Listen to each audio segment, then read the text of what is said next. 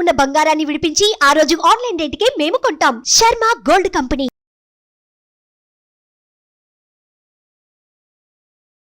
Hi, welcome to our channel. ఈరోజు మనతో పాటు ఉన్నారు భారతీ శంకరపీఠ వ్యవస్థాపకులు శ్రీ అన్నవరపు తిరుపతిమూర్తి అవధాని గారు. నమస్కారం గురువు గారు. ఓం శ్రీ మహాగణాధిపతయే నమః. శివరాత్రి 3 రోజుల ముందు నుండి పూజ మొదలుపెట్టి శివరాత్రికి ముగిస్తున్నారు కదా గురువు గారు.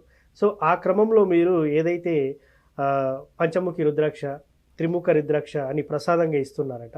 సో దానివల్ల కూడా నన్ను కూడా చాలామంది అడుగుతున్నారు, దానివల్ల అసలు ప్రయోజనాలు ఏంటి? ఓం శ్రీ మహాగణాధిపతయే నమః. వసిష్ఠకుంభోద్భవ గౌతమాది మునీంద్ర దేవతార్చిత శేఖరాయ చంద్రార్క వైశ్వానరలోచనాయ తస్మై వకారాయ నమః శివాయ. ఓం శివాయ గురవే నమః. శివరాత్రిని పురస్కరించుకొని 6వ తారీఖు నుంచి 9వ తారీఖు ఉదయం వరకు కూడా అహోరాత్ర త్రయం అనేటువంటిది రుద్రాభిషేకం, రుద్ర సంపుటి మహామంత్ర పాశుపతాలతో మనం నిర్వర్తిస్తున్నాము. అయితే దీనికి మనం ప్రసాదంగా ఏమి ఇస్తున్నాము అంటే మీరు అన్నట్లుగానే 3 ముఖాలు, 4 ముఖాలు, 5 ముఖాలు కలిగినటువంటి రుద్రాక్షమాల, కంఠమాల ఇక్కడ వరకు వస్తుందండి. 54 పూసలు. ఓకే. ఇందులో ఇప్పుడు దీనివల్ల ఉపయోగం ఏమిటి అంటే మనం కొంచెం వెనక్కి దీని గురించి మనం తీసుకోవాలి. 3 ముఖాలు అనేటువంటి దానికి త్రిశూలేశ్వరులు అంటారు. ఆ రుద్రాక్ష త్రిశూలేశ్వర రుద్రాక్ష అంటే బ్రహ్మ విష్ణు మహేశ్వరులు అందులో ఇమిడి ఉంటారు. చతుర్ముఖములు అంటే మనకు ఋగ్యజుస్సామ అథర్వణ వేదాలు, 4 వేదాలు అందులో ఇమిడి ఉంటాయి. 5 ముఖాలు సద్యోజాత వామదేవ అఘోర తత్పురుష ఈశాన 5.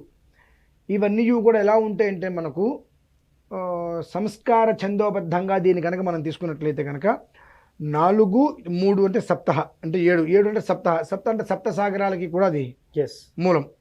ఈ 7 మనం ఈ 5 కలిపితే 12. 12 అనేటువంటిది ద్వాదశాదిత్యులు, ద్వాదశాదిత్య స్వరూపం. అలానే 12 అంటే 1, 2, 3. దీన్ని తీసుకుంటే మనకు మళ్ళీ త్రిశూలేశ్వర స్వరూపం. అంటే ఎటు నుంచి ఎటు చూసినప్పటికీ కూడా చతుస్సాగర పర్యంతం మనం చెప్పుకుంటూ ఉంటాం. అంటే ఒక 4 సాగరాలు ఎలా అయితే ఉంటాయో అలానే సప్త సాగరాలు, అలానే చతుర్వేదాలు, త్రిశూలేశ్వరులు బ్రహ్మ విష్ణు మహేశ్వరులు, మిత్ర రవి సూర్య భాను ఖగ పూష హిరణ్య గర్భ మరీత్యాదిత్య సవిత్రార్క భాస్కరేభ్య అనగా 12 మంది సూర్యనారాయణ స్వామి, ద్వాదశాదిత్యులు వీళ్ళు 12 మంది సూర్యనారాయణ స్వాములు. ఒక 12 మంది విధానాలు కూడా అందులోనే ఇమిడి ఉంటాయి.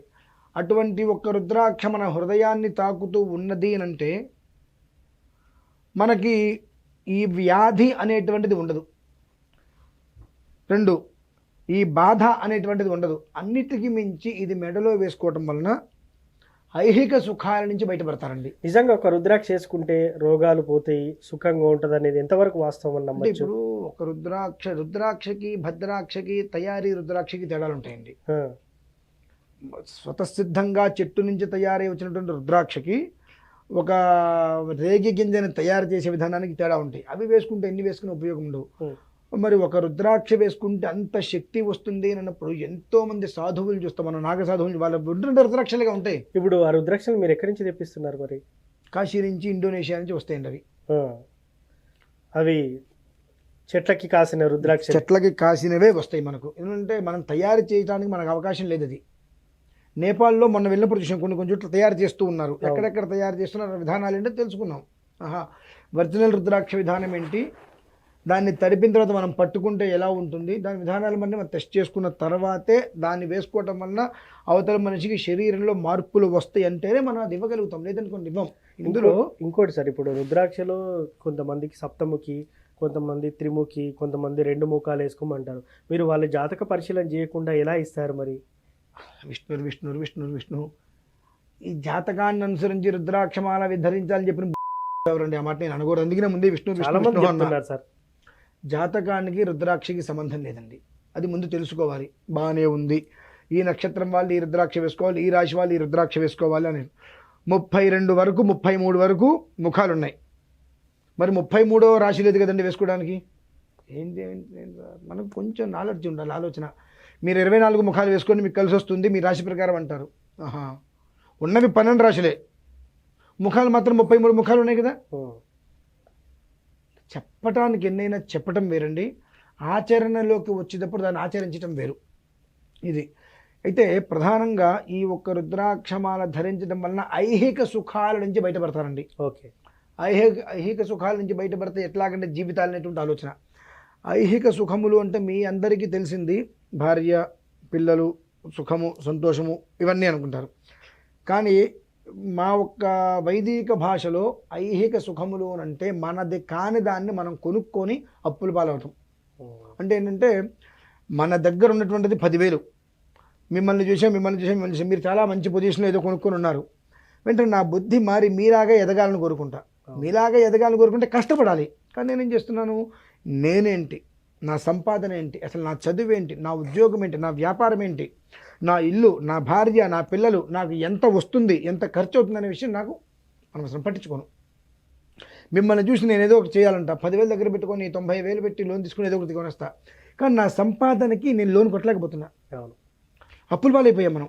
4 నెలలు కడతాం, 5 నెలలు కడతాం, కష్టమో నష్టమో. 6 నెలల 7 నెలలు కట్టలేకపోతే వాడు బండి తీసుకుపోతారు వచ్చి. అప్పటి వరకు కట్టిన డబ్బులు పోయాయి, అన్నీ పోయింది. ఇక మళ్ళీ మనం రేపు ఎవరు లోన్ ఇవ్వరుగా.